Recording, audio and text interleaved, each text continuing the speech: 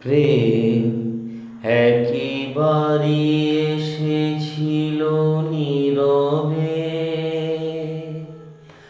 আমারি দুয়ার প্রান্তে। সে তো হায় মৃদু পায় এসেছিল, পারিনি তো জানতে।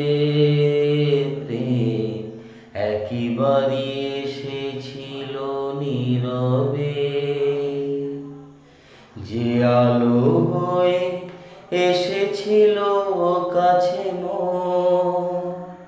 তারে আজালে আজে মনে হয় এ আঁধারে একাকী